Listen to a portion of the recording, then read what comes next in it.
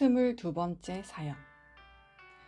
적 특공대 80명이 중대 기지를 침투한 이야기. 작전을 안 나가고 부대를 지키는 자대 근무를 했다. 베트남에 다시 간 지 10개월이 지나 고참이 되었을 때다. 고참이 되면 1년에 한두 번씩 작전 나가는 데서 빼주고 그 대신 부대에 남아 몇 명의 병사들과 부대를 지키는 임무를 부여받는다. 우리 부대는 적들의 요새 지역인 혼바산 기슭, 해변 취약 지역에 자리 잡고 있어서 적들의 기습을 항상 예상하지 않을 수 없었다. 온 중대 전투 병력 180명이 다 빠져나가면 부대는 텅 비어 있어 자대에 불과 12명 남짓하게 남은 근무자들은 불안과 긴장감에 사로잡히게 된다. 나는 작전을 안 나가고 자대 근무를 하니 성경 읽고 사색하고 명상할 수 있는 기회가 있어 보람이 있었다. 중대원들이 작전을 끝내고 언제 돌아올지 모르지만 그때까지 모든 시간들을 보람 있게 쓰기로 마음먹었다. 해안 초소에서 보초 선날 적 특공대가 중대 기지를 침투했다. 열하루달 조명이 찬란히 비추는 밤, 다시 진지 벙커에서 뚫린 구멍으로 총을 내밀고 경계에 들어갔다. 턱을 고이고 진지 밖을 가까이에서 먼 데까지 쳐다보았다. 이때 착시 현상인지 멀리 어둠 속에 물체가 하나둘 보이기 시작했다. 들개들인가 사람들인가 아니면 아군들이 매복 작전 중에 무슨 상황이 있어서 이동하는가. 아무튼 초소 앞 가물가물한 곳에서 사람의 형상이 보이니 긴장되어 자세히 관찰했다. 한참 있으니 약 50m 앞에 10명이 해변가를 걸어 내 초소 쪽으로 오고 있었다. 아, 아군이구나. 적들 같으면 귀여울 것인데.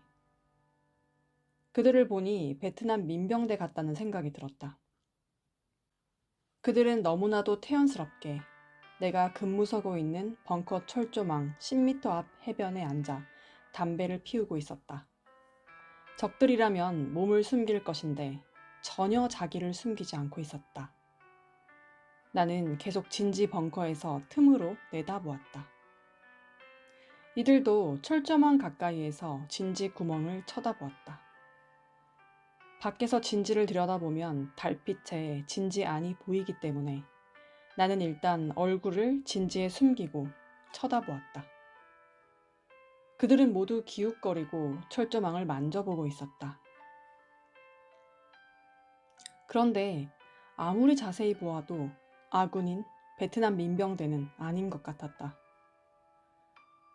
개인들이 들고 있는 화기는 그저 소총이 아니고 중화기와 기관 단총이었다. 틀림없이 월맹 특공대였다. 나는 중대본부 상황실에 비상벨을 눌러 연락을 취했다.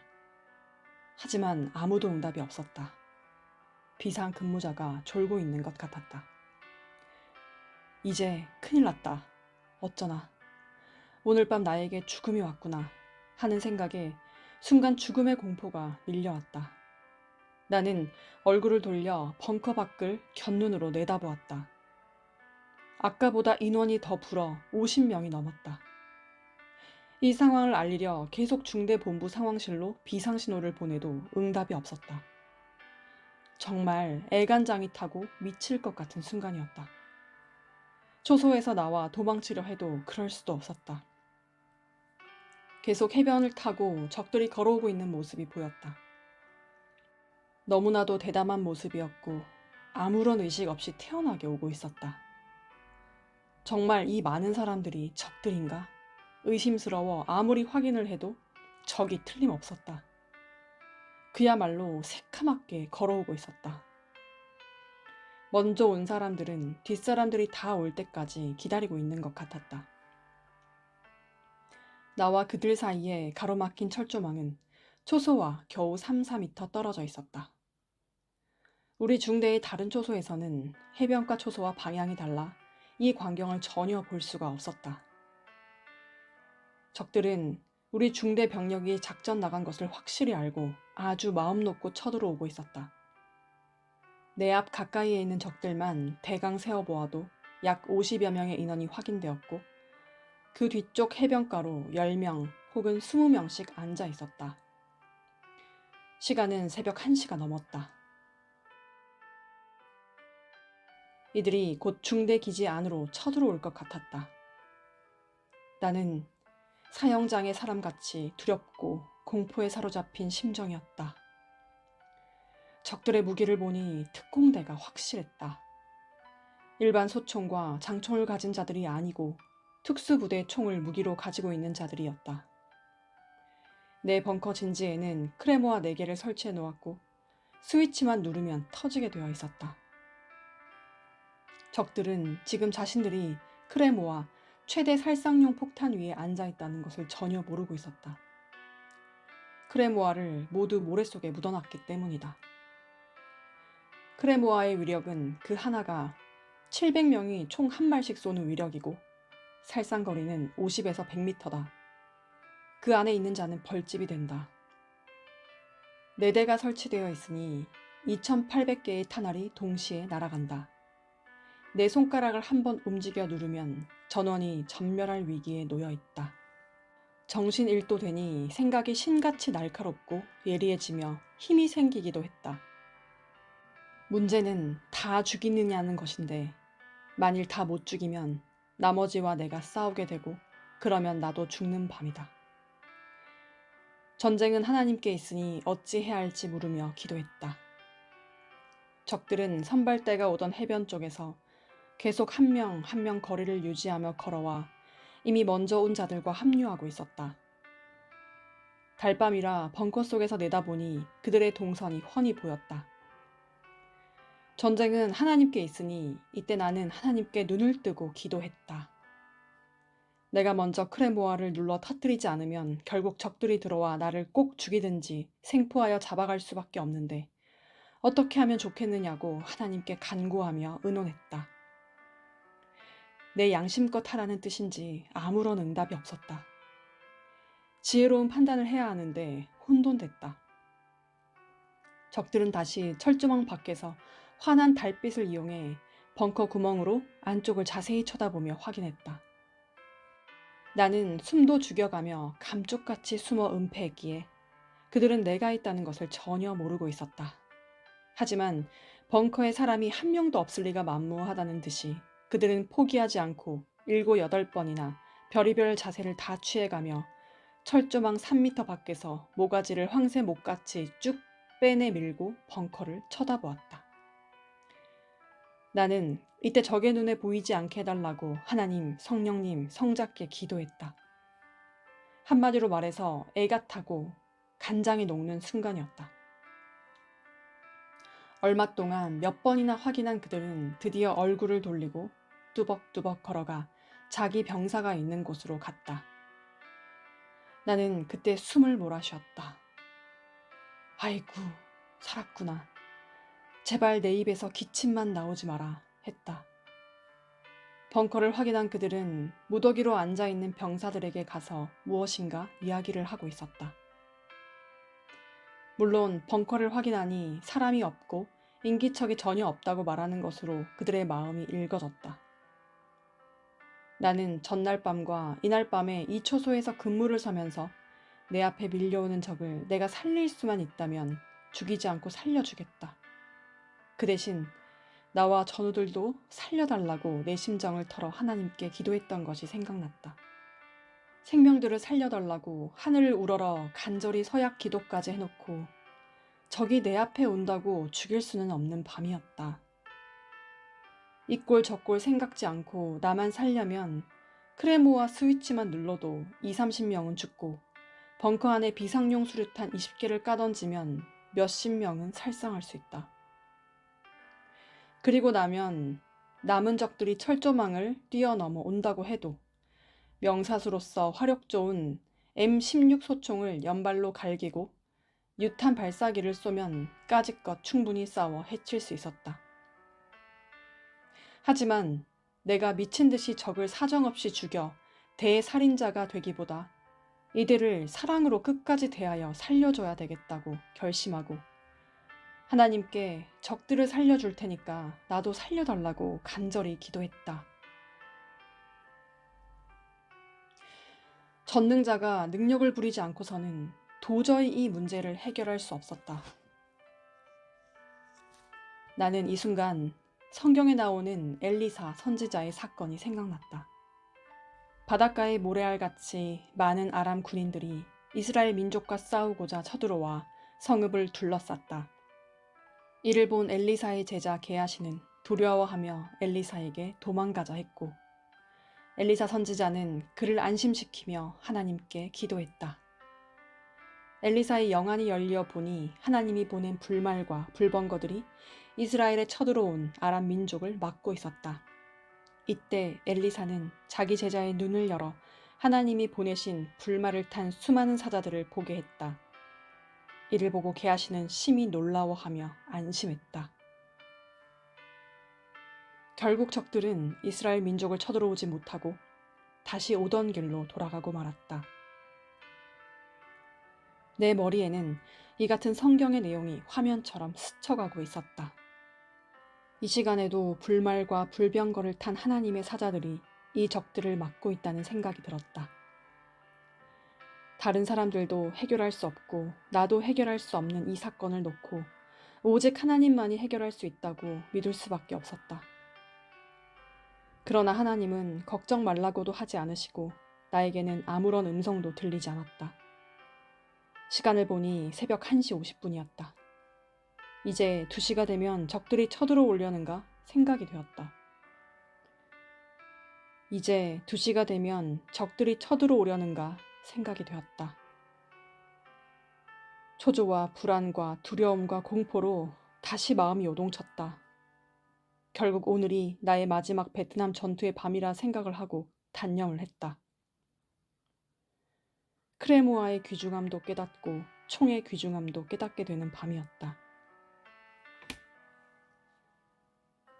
적도 나도 하나님이 살려주신 밤이었다.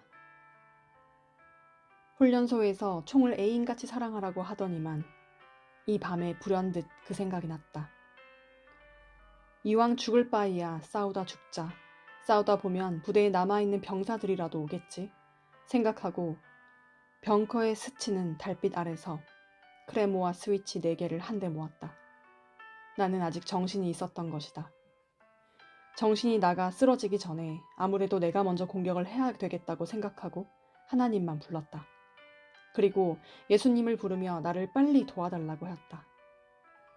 그런데 여전히 양심에 꺼리는 것이 한 가지 있었다.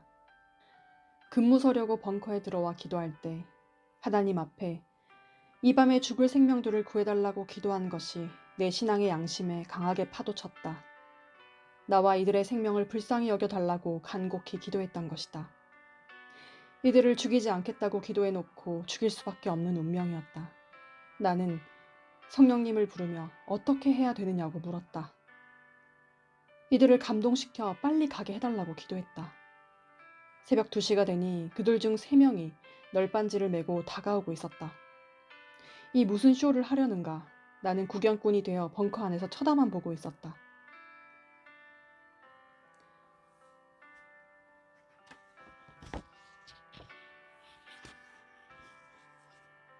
무엇인가 속닥거리면서 3명이 널빤지를 들고 철조망 앞으로 오더니만 철조망을 덮었다. 철조망을 덮고 길을 내어 그 위로 들어오려는 것이었다. 확실하구나. 부대를 기습 공격해 들어오려고 하는구나. 할 수 없다. 나도 공격을 해야 되겠다고 생각했다. 급기야 크레모아 스위치 4개 중 2개의 스위치 1단계를 나도 모르게 눌렀다. 2단계를 누르면 터지는 것이다. 총도 귀하지만 그 스위치의 위력이 그날 밤 나에게는 핵무기 같은 존재였다. 하나님의 특별한 말씀이 없으니 내 생각대로 할 수밖에 없었다. 너희들도 나를 모르고 결국 나도 너희들을 모르겠다. 이판사판이다 했다. 그런데 이들의 일부 병력은 크레모아가 설치된 곳에서 10m 안쪽으로 들어와 있기 때문에 살상 범위에서 벗어나 있어서 사실상 터트린다 해도 문제였다. 하지만 크레모아의 인계철선을 좌우 X자로 설치해 놓았기에 4개를 다 터뜨린다면 실탄 2,800발이 날아가므로 40명 정도는 거의 죽는 것이 확실했다.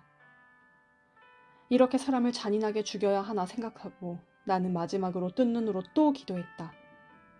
나도 저들을 살려줄 테니 하나님도 나를 살려주세요.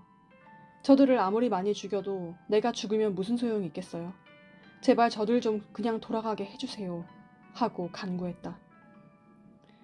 곧 철조망을 넘어오려고 나무 널빤지를 깔아놓았으니 더 이상 어찌할 수 없다고 말하며 저들도 나도 하나님의 것이니 적도 나도 죽지 않고 살게 해달라고 목숨 걸고 기도했다.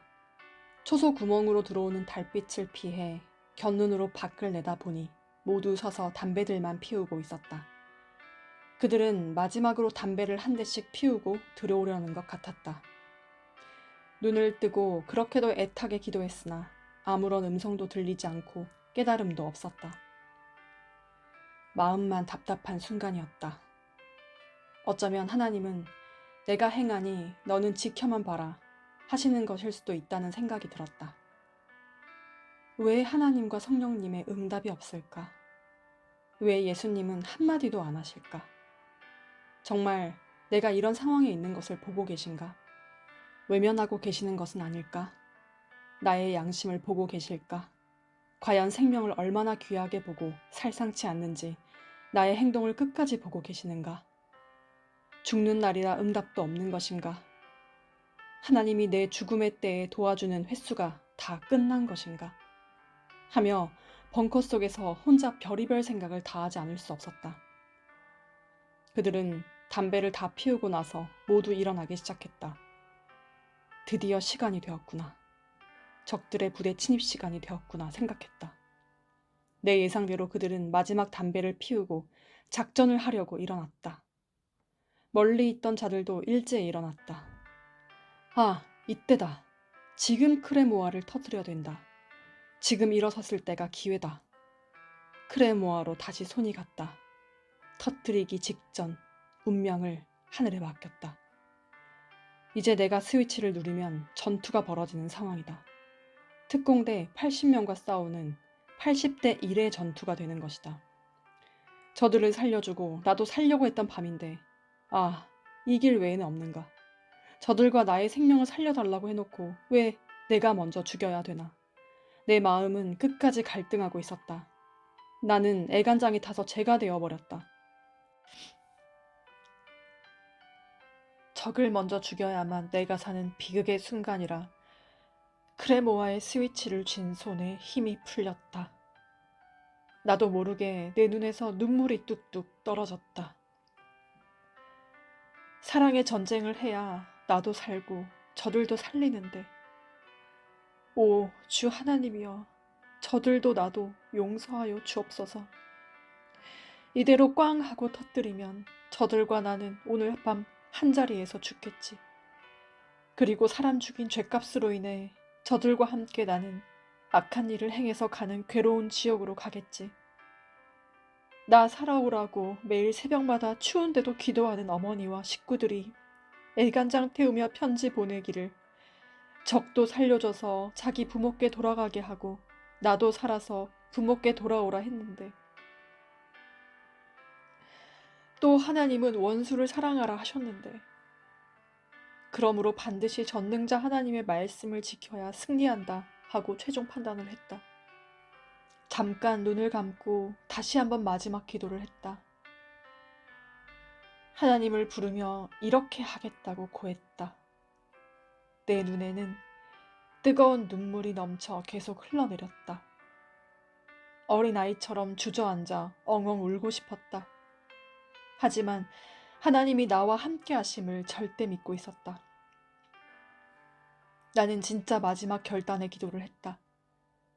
평소대로 나는 저들을 죽이지 않겠습니다. 하나님 뜻대로 하옵소서 하고 나도 살리겠으니 하나님도 그러시라고 했다. 눈물을 닦고 다시 밖을 내다보았다. 그런데 그 많은 적들이 어디 갔는지 15명 정도만 보이고 나머지는 안 보였다. 아니, 철조망을 순간 다 넘어온 것인가? 놀라서 다시 정신을 차리고 보았지만 그들은 오던 길로 해변길을 따라 평화롭게 걸어가고 있었다. 머리에 찡 하는 충격을 느꼈다. 기쁨이었다. 평화와 사랑이었다. 새벽 3시 가까이 되었다. 열하루 달빛이 그들이 가는 길을 더욱 밝혀주었다. 마지막에 남은 적들이 이 무슨 일이 이렇게 끝났는가 하고 생각이라도 하는 듯 자기네끼리 7명이 남아 무슨 말들을 나누었다. 내 영감에 왜 작전을 안 하고 이대로 끝나는 거야? 도대체 이해가 안 된다. 그런 이야기를 하는 것으로 그들의 심정이 전해져 왔다. 하지만 나는 알고 있다. 하나님이 나와 함께 하시어 내 기도를 들으시고 사랑과 평화의 능력으로 표적을 행해 주신 것이다. 내가 표적을 일으키니 그 행한 대로 하나님도 표적을 일으켜 주셨다. 하늘의 천군들이 불말을 타고 와서 적들이 들어오지 못하도록 철저히 지키게 하셨다. 적을 꼭 죽여야만 승리하는 것이 아니다. 사랑하며 살리는 작전을 해야 하나님이 승리하게 하신다. 이날 밤 적을 죽일 수 있는 모든 무기를 설치해 놓아서 내가 유리했다. 크레모아를 누르고 수류탄을 던지면 적들을 많이 죽일 수 있었다. 그러나 적을 안 죽이려고 하나님께 적도 살고 나도 살게 해달라고 기도했던 것이다. 하나님은 그 기도를 들어주시고 나를 통해 행하셨다. 나는 평소에도 항상 적의 생명까지 살려달라고 하나님께 기도했다. 전지전능하신 하나님은 자신이 창조한 생명을 살려주는 것을 그렇게도 크게 보셨다. 그러므로 하나님께서 나도 살려주고 적들도 살려주신 것이었다. 베트남 전쟁에 참전한 후로 이 같은 날은 없었다. 나 혼자 적 80명과 싸워서 이긴 것이다. 나도 살고 적도 살면서 승리한 밤이었다. 적을 꼭 죽여야만 승리하는 것이 아니다. 나도 살고 적들도 사는 평화로운 전쟁이 진정한 승리의 전쟁이다. 이같이 나를 살려주신 전능자 하나님은 큰 표적을 보이셨다. 약 1년 전 닌호아 작전 때 하나님을 의지하며 작전에 나간 신앙으로 뭉쳐진 임마누엘 중대도 나와 같이 이러한 기도를 했더라면 결과가 달랐을 것이다. 임마누엘 중대는 신앙인들로 특별히 만들어진 부대로 하나님이 함께하면 이와 같이 적들을 멸하고 승리한다는 것을 보이려고 만든 시범 중대였다. 그런데 한두 번 작전에 나가서 승리한 후 다시 시작된 작전에서 일개 중대가 거의 전멸하고 말았다. 살아남은 중대장은 이에 충격을 받고 하나님이 없다고 그 존재를 부인하기까지 했다. 하나님이 있다면 하나님의 이름으로 싸우는 신앙의 부대를 이렇게 멸할 수 있단 말인가? 왜 하나님이 적의 편을 들었을까? 하며 중대장은 의문을 못 풀었다고 했다. 그때 나는 베트남에서 1차 파월 임무를 마치고 한국에 들어왔을 때다. 내가 2차 파월 되기 전에 그 사이에 닌호아 작전이 있었는데 그같이 수많은 전사자들이 발생한 것이었다. 이 사실에 대해 하나님께 자세히 물었다. 하나님은 말씀하시길 신앙의 군대를 만들었으면 적을 사랑하며 살리는 작전을 했어야지. 적을 많이 죽이고 나서 이와 같이 하나님은 우리 편이다 하며 적한테 보여주려는 것은 잘못된 것이 아니냐 하셨다.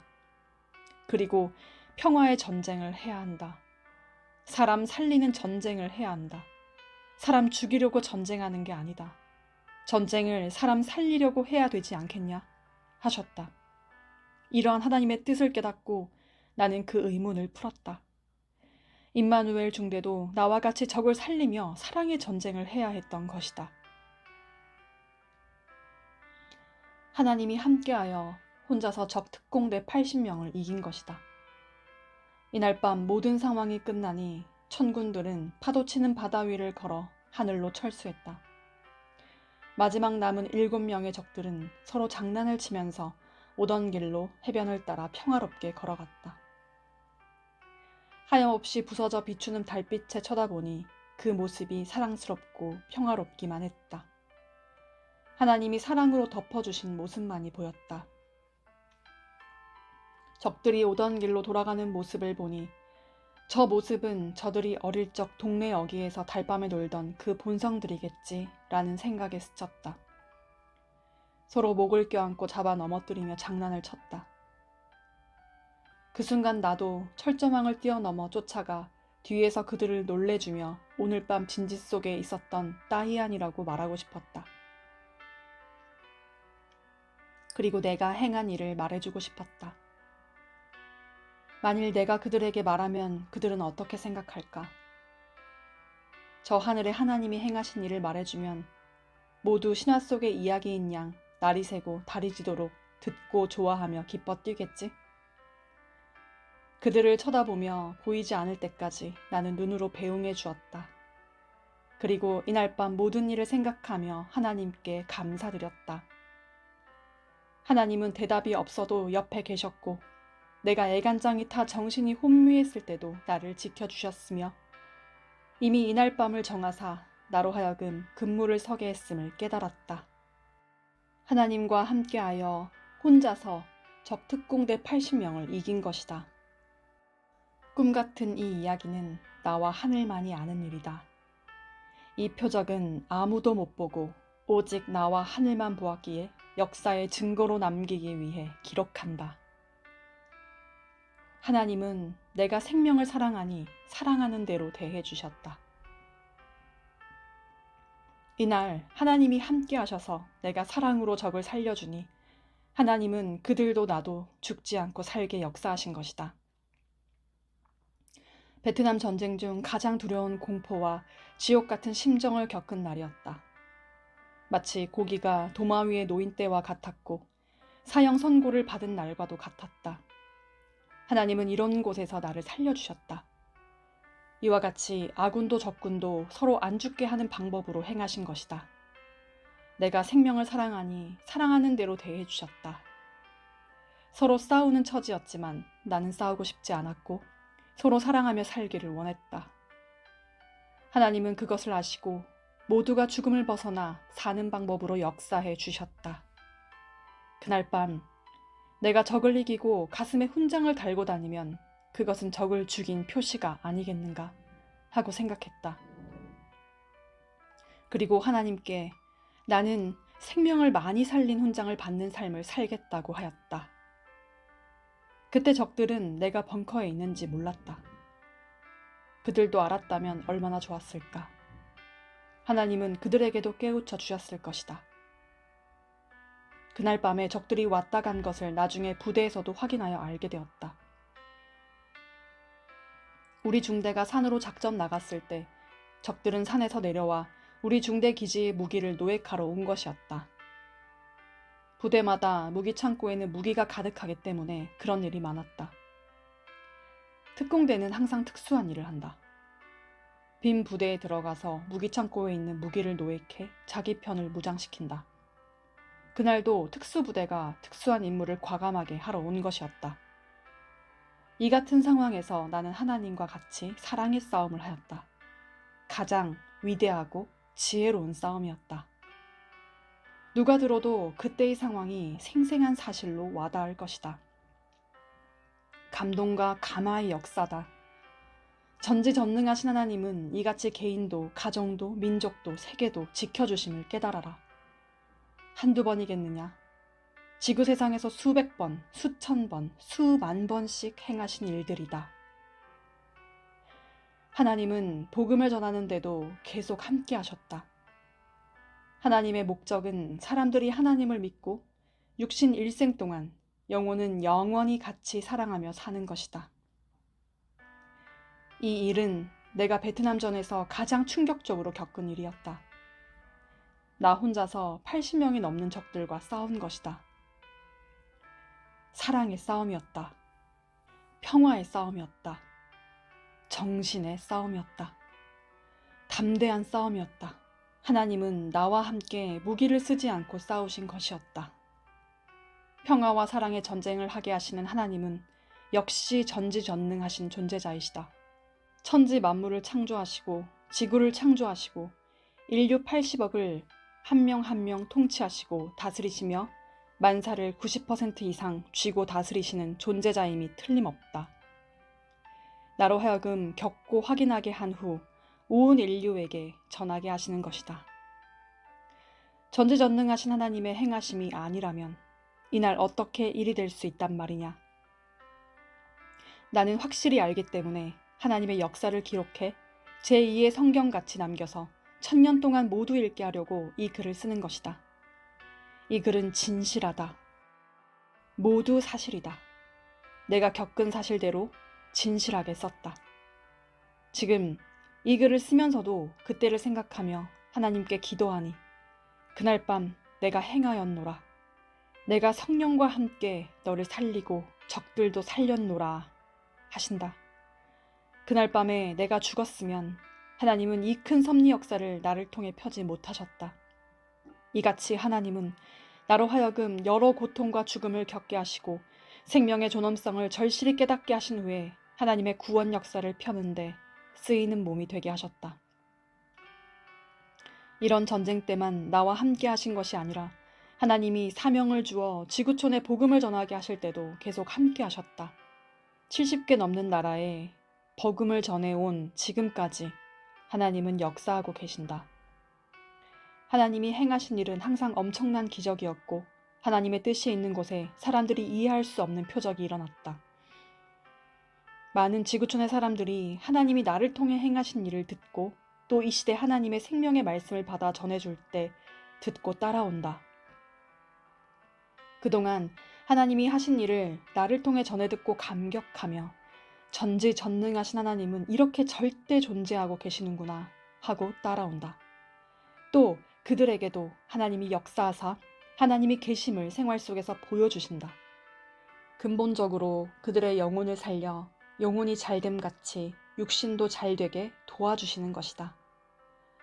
온 세상의 모든 자들에게 하나님은 성령과 성자와 함께 지금도 행하시면서 지구 세상을 경영하고 다스리신다. 하나님의 목적은 그가 창조하신 사람들이 하나님을 믿고 사랑하여서 육신 일생 동안 사랑의 대상되어 살다가 육신이 죽은 뒤에는 영혼이 하늘나라에 와서 영원히 같이 사랑하며 사는 것이다. 이것을 목적으로 천지 만물과 인간을 창조하셨고 지금도 우리가 지구촌에서 살아가게 하시는 것이다.